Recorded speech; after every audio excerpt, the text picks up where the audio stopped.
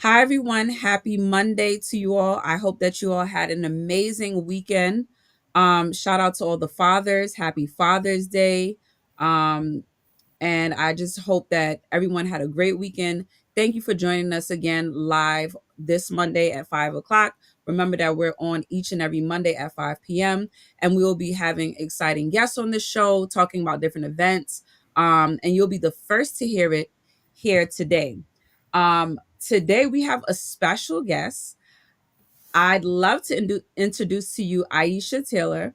Aisha is the dynamic founder of Sisters in Business Expo, the country's only multi-city small business expo tour, and it's created specifically to celebrate entrepreneurial women of color.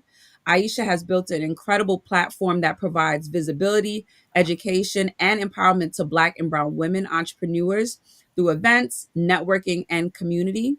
She's passionate about supporting and uplifting women owned businesses and continues to create impactful opportunities across the country.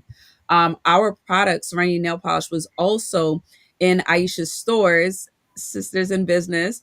And from there, that is where they picked up our polish to actually put in the Ludacris video. Someone was shopping in your store, Aisha, at the time, and they picked up the product from your store. So I want to say a warm welcome. It is such a pleasure to have you here with us. I also attended your Mompreneur brunch in the past. That was so impactful. So, if you could just share with the people who you are, what you do, what is Sisters in Business all about, and yeah. Sure. Hey, well, thank you again. Thank you so much for having me. I'm really appreciative and excited to be here. My name is Aisha Taylor Issa. I'm the founder and CEO of the Sisters in Business family of brands, which includes the Sister Shop, which is our retail and e-commerce destination, the Sisters in Business Foundation, which is our nonprofit entity, and the Sisters in Business University, where we teach and train on how to successfully start, grow, and scale your business. We've been doing this work since 2017 when we launched the Mhm. brand. We started off as the Sisters in Business Expo, hosting tours around the country for Black women entrepreneurs, where they could gain access to resources, tools, and education while also showcasing their products and services. And from then, the brand just expanded into the other parts that I mentioned. And so our entire work is all about just making sure that our sisters have a space where they can learn and grow their businesses. And that's what we do. Excited to be here. Thank you. That is so dope. Like, when I first heard about Sisters in Business, I was actually in an event in Atlanta. And someone mentioned your shop and they said, you should think about putting your product in the Sisters in Business shop. And first of all, I that idea that you came up with was so creative and so genius, and I wanted to commend you on your journey. I know it has been quite the journey. Um, and just to be able to create a space where you allowed other women to come in and share their products as well, promote their businesses. And I love the slogan that you always say, when my sister wins, we all win. Can you tell us about um the journey of Sisters in Business, like where it started, where are you all now? Yeah, so it's definitely been a journey. That's the right word to use. We started off really just thinking we were going to host events only Mhm. through our expos. God told me to create something that I wish I had had when I started my first business over 25 years ago. And that was, an affordable and accessible, expo or trade show where you can gain access to, customers, brand awareness, but also education and information. At the time, there were a handful of, like Black expos, but they were usually very costly, or Mhm. exclusive or only catered to a certain type of business. And we wanted Mhm. that would be open to all types of business, product and service base. But our real niche was that we were specifically opening it up to Black women owned brands, whereas many of the others were just for Black owned brands in general. At that time, women of color had been announced as the largest and fastest growing demographic of entrepreneurs in the country, but we're also the least funded, least earning, least supported, and Mhm. least likely to scale. And that did not sit well with me. So I wanted to do something to help close that gap. And that's how the brand was birthed. And then we just evolved over the years, based on what we heard from our audience in terms of what they needed, what they wanted. That's how the Sisters in Business University came to be, because we constantly heard, I need more. The events are great, but how can I learn? Mhm. How can I make sure that I'm successful?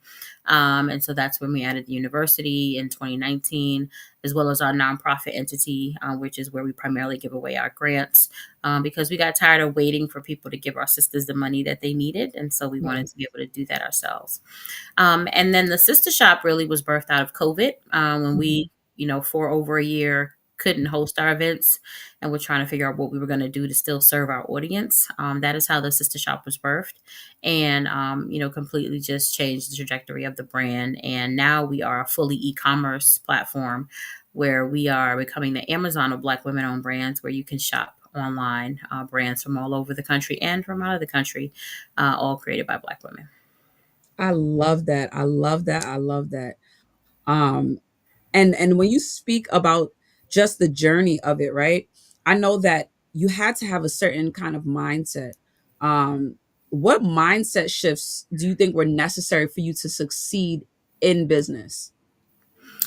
Well, I think you have to shift from this mindset of wondering if it's possible to believing and knowing that it can happen. Mhm. I think a lot of times when people begin to start a business, or explore even the possibility, they have a lot of doubt and fear and wonder, will anybody want this? Will anybody buy it? Will people Mhm. support? Will people shop? Will people patronize me? But once you get that first sale, it's kind of like it's proof, right? It's Yes. proof of the concept that yes, this is something that people want. It's something that people need.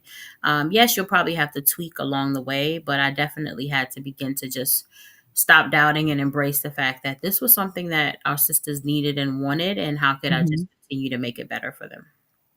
And how did you stay motivated during those tough times when you wanted to continue to like give back to, you know, our people? Like, how did you stay motivated when, you know, to your point, like when it came to sales and conducting business? Hmm. Yeah, I think that our sisters continue to be my motivation, right? Like Mhm. seeing them excel in business, seeing the benefits and the impact that the work is having, hearing that sisters are, growing their businesses, that they're generating more revenue, that they are learning, that they're feeling more confident. They Mhm. always continue to motivate me, to let me know, okay, this is working, this is needed. Mhm. And then just remembering your why, right? Like why we started this in the first place. So even when Mhm. things get hard or off track, just bringing myself back to why I started this in the beginning. Right. Nice, nice. I love that. And I know that sisterhood and impact is so important to you, right? So, how do you feel like the community or sisterhood has played a role in your business journey? I mean, it's everything. Like you said, our trademark slogan is when my sister wins, we all win, right? So Mhm. from the very beginning, there's been this organic, innate sense of sisterhood that we didn't have Mhm. to force, like it was just understood, and, Right. as they say, what's understood doesn't have to be said, or whatever the saying is, right? Mhm. Like from our very first event in 2018, people were walking in and leaving saying, I can't believe I've never been to this. This is so amazing. And we were like, because it never happened before. Like, this is the first one. Um, Yes. and that just continued on throughout our experiences and wherever we were hosting.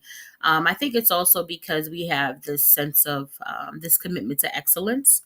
So we Mhm. try to do everything in excellence. We try to operate in excellence in everything that we do. We believe our sisters deserve nothing less than the best. And so Absolutely. that I think also just fosters a greater appreciation and community amongst our sisters, because they know in our community they're going to get the best. I love that. I Mhm. absolutely love that. And I love, like I said, the fact that you're creating that space. If you could go back in time, what advice would you give your younger self? um, a few things, as it relates to business. I would probably tell my younger self to start sooner, um, and not to give up at the first sign of a problem. I have always, been committed to overcoming obstacles, but sometimes, we're human and we definitely get discouraged. And so I would just, remind my younger self that it's possible, that it can be done, and that even when things are difficult, you don't want to give up. I'm so thankful for this, this life's work that God has given me to do. I certainly don't take it for granted, and I appreciate all of the parts of it, the good parts, the bad parts, the easy parts, the hard parts, because it all makes me a better entrepreneur, a better mom, a better wife, just a better human, in learning on this journey and trying to put my best foot forward. So.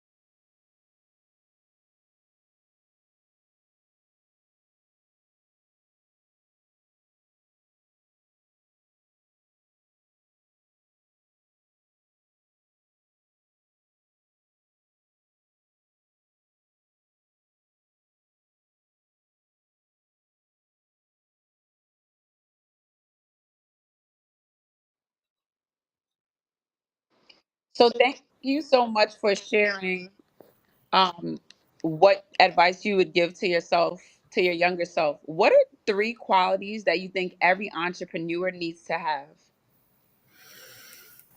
Um, tenacity for sure. You definitely have to have tough skin and be able to bounce back from rejection, from disappointment. You really cannot be a softie. I hate to say it that way, but entrepreneurship is one of the hardest things you could ever endeavor to do, and so you really have to have a sense of resilience that other careers I think don't require. Yes. And then, faith for me, for sure, as a Hmm. faith based entrepreneur, as a woman of God, as a minister, faith is just a huge part of everything that I do and who I am. Hmm. So it plays a huge role in my life as an entrepreneur. Hmm.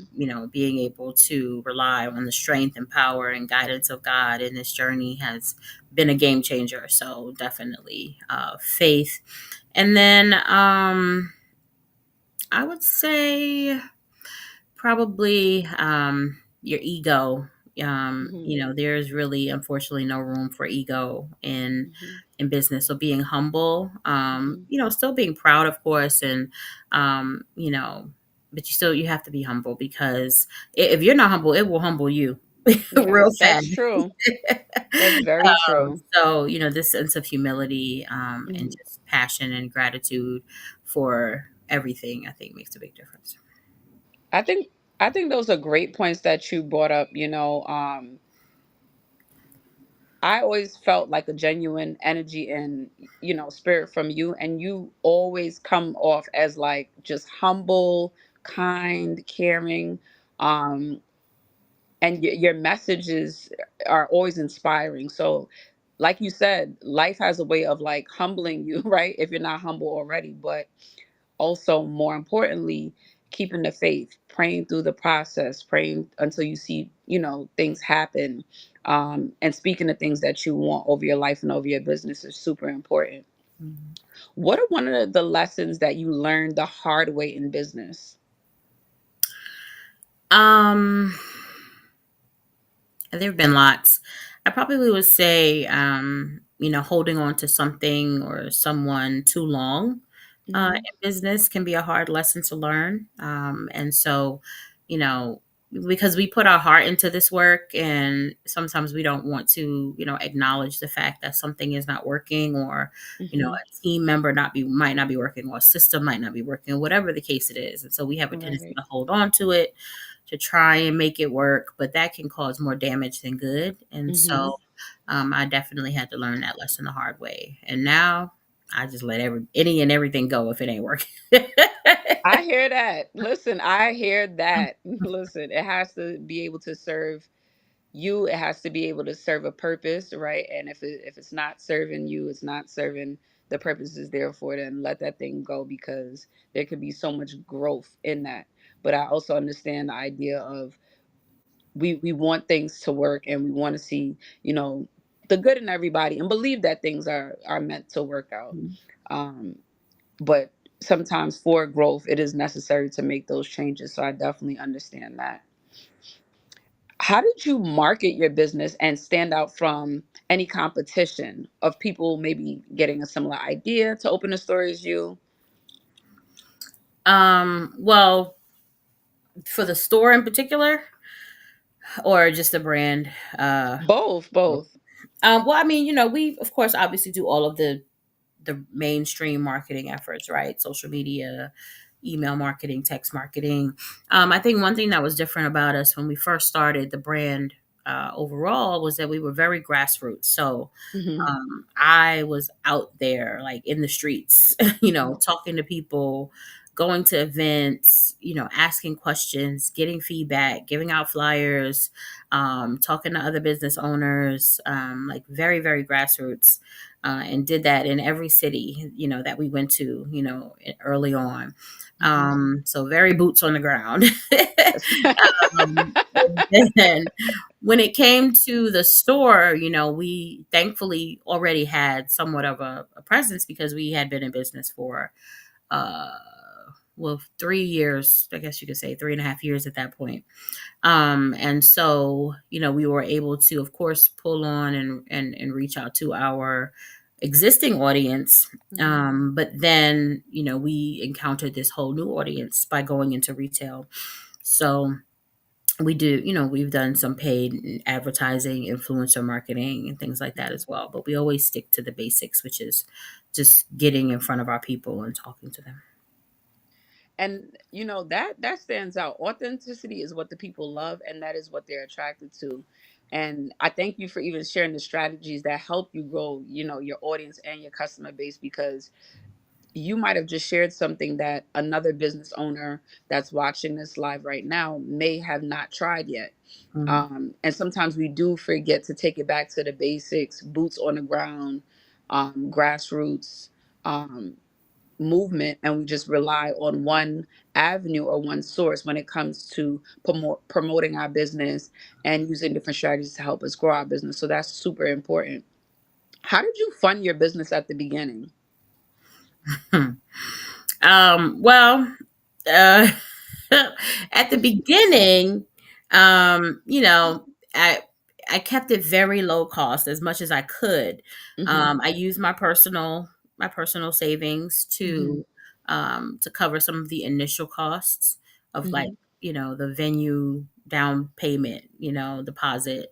I did a lot of bartering early Mhm. on, which I think unfortunately is something that business owners have gotten away from. Mhm. Everybody, feels like they should be paid for everything, and I do believe that people should be paid. I don't want to get that confused, but I do think that there is value in bartering when it's done Mhm. right and when it's done in a way that is advantageous to both parties. Mhm. So, I connected with a lot of other business owners who were also just starting out and had skills that I needed, and some of those people are still a part of our team to this day. So, Absolutely. I did a lot of bartering. I used my personal savings, and then Mhm. everything that came into the business, we just put it right back in. So Mhm. I wasn't paying myself for like years, Mhm. until we were in a position to do that. Thank you for being honest and transparent about that. I know that oftentimes people will say, don't use your own money, use other people's money, right? But you are very transparent in terms of how you started your business, how you funded it. Um, and I think a lot of entrepreneurs fund their business the way that you just mentioned is just not spoken about enough. Mm. So, what advice would you give to women of color who are struggling to access funding or capital? Well, this is an ongoing challenge, for Black women, right? We are Hmm. the least funded um, business demographic, and so while there have been some, strides, we still have a long way to go before we can be on a level and even playing field. And so, what I do encourage people to do is to stay ready so you don't have to get ready. Right. And so, a lot of times, sisters unfortunately miss out on opportunities because they don't Hmm. have their business in order. They don't have their books together. They don't have the documentation to show and prove what is needed when an opportunity does present itself. Hmm. So I always encourage people to have their stuff in order, and make sure that your books are together. Make sure that you're doing proper record keeping, bookkeeping, all of that, tax filing, because these are the things that funders, investors, creditors ask for. And Right. then, as much as possible, try to maintain good personal credit, Hmm. because uh, there are people who will tell you you can get funding without using your personal credit, and I'm sure there's a way. I have not found any, but I'm sure there are some out there because people claim that there are. I just have not been able to get any. Everything that I have ever gotten, they wanted my personal social security number. Now that doesn't mean that it always went on my personal credit, but usually Right. you're a collateral, or you are, some sort of, you're connected in some way to the funding. But I will say that having good personal credit did help me to get our initial, like when we did finally get like a line of credit. Hmm. I was able to get that because I had good personal credit. So as much as possible, you want to try to maintain good personal credit, and make sure you have your books together, and then just research and apply as much as you can for different opportunities, and always have a good product to show people. And by product, I Hmm. don't mean like the actual item, right? I mean the business, the brand needs to be a good product so that if someone is Right. investing in it or funding it, that they Hmm. can be confident that they are backing something that is actually good and viable. But if you don't have your stuff together, if your website hasn't been updated in 5 years, if it looks a mess, if links aren't working, if Hmm. things are constantly showing us sold out, like if you don't have something that people can see just by a Hmm. quick search Yeah. and be impressed by, then the likelihood of them investing in you is slim to none. That's great, great advice. And definitely necessary to take. Um, what is next for SIBO?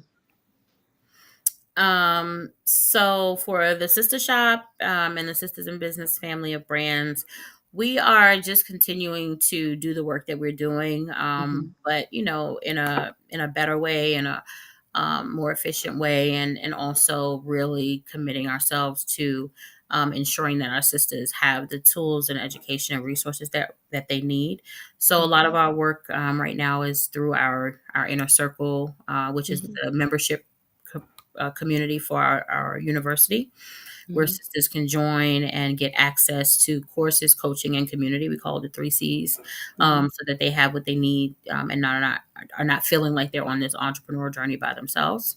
mhm. And then for the sister shop, we're just continuing to grow our e-commerce community, and really trying to position ourselves to be the Amazon of Black women-owned brands. Okay, all right, all right. I love that. And that's also why that I do each and every Monday because hello. Yes.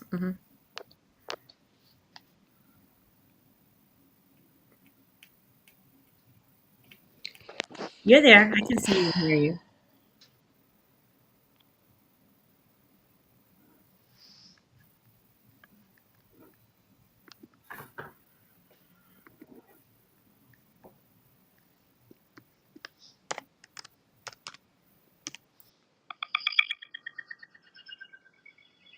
Hello. Yes. Yes, you guys can hear me? Yes. Mhm. Yes.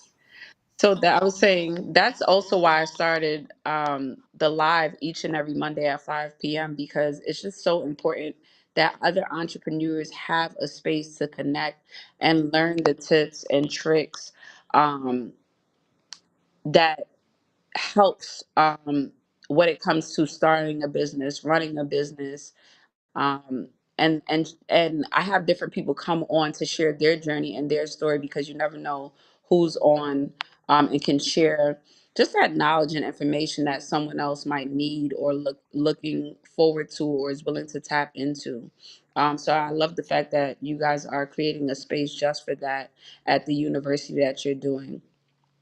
Tell the people where they can keep in contact with you. Let us know your website, your Instagram, so that everyone can keep in contact with you. Sure. So our websites are thesistershop.com, and sister is spelled Sistah on all platforms. So thesistershop.com, and then as well as sibexpo.us, sibexpo.us. And then for my personal page, it's SIB Founder on Instagram. And for the businesses, it's SIB Expo and the Sister Shop ATL. And again, that's SISTAH. So, yeah, also find us on YouTube. You can subscribe there, on LinkedIn. And yeah, join our mailing list. That's the best way to stay connected to find out what we have coming up. I love that. And I'm also on your mailing list. So Mhm. I definitely get those alerts that you send out. Love it. They're very well thought out. We just want to say thank you so much for joining us on live today. And thank you for sharing your journey, your story. The work that you do is impactful. And trust me, someone on this live has benefited from the story that you shared today. And I want to encourage you to keep going in this journey. I know it has not been an easy one, but God is in control, and I know that great things are going to continue to come your way, and same for your business as well. So we're wishing you much continued success on your journey. Thank you so much. I appreciate that. No problem. Everyone else, you can follow us on our social media platform, Serenity Nail Polish. Be sure to check out our website, www.serenitynailpolish.com, to get any updates from our newsletters and to hear when our new products are being released on our website as well. And follow Mastering Our Business to help out with continuous business needs as well, and for allowing us to use their platform. We hope that you have a blessed week, and we'll see you next Monday at 5 p.m. Take care.